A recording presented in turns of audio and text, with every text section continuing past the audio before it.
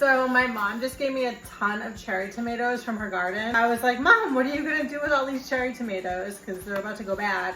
And she was like, Kristen, you should make them into a sauce.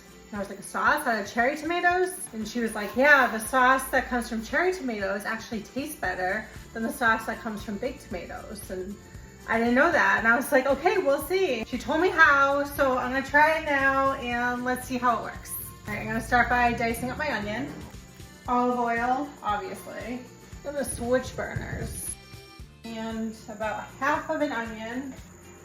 Very potent onion because I was just crying. Okay, while that's figuring out its life, I'm going to mince up my garlic. I'm gonna go start washing all of these. In goes the garlic. I think I need more oil. Incoming with the cherries. They sound angry. I'm gonna turn my heat down. Start picking out some of these stems as I see them. All right, now I just let them chill for a while, I guess. I don't know. Throw a ton of salt on these bad boys. And as they heat up, I'll be able to start breaking them apart. So my tomatoes are broken down, so now I'm taking my spoon and just trying to scoop out as many of the peels as I can, which seems like it's gonna be a project.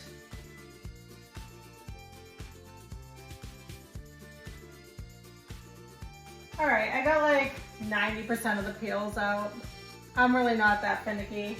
So in the meantime, I'll just keep letting this thicken and do its thing. It's gonna take a while. I'll probably throw in some tomato paste to help speed it along so I can eat dinner at a normal hour.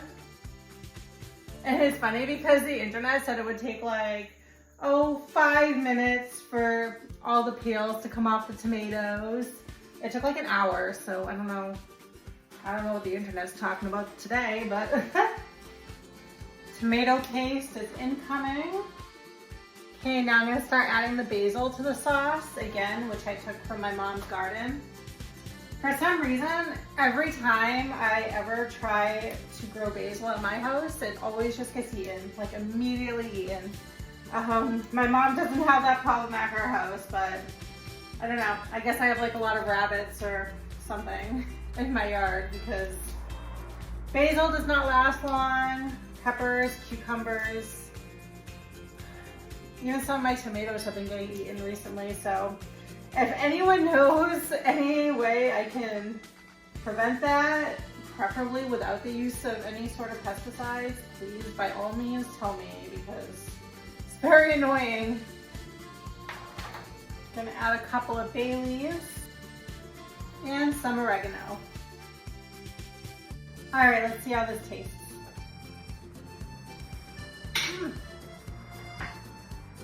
That's extremely good.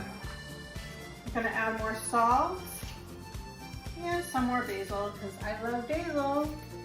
All right, now I'm gonna just go make some pasta and enjoy a simple spaghetti dinner tonight. But yeah, if you guys have an excess amount of cherry tomatoes in your garden, make some cherry tomato sauce. Who would have thought? It is really good. Thank you, Mom, for the recipe.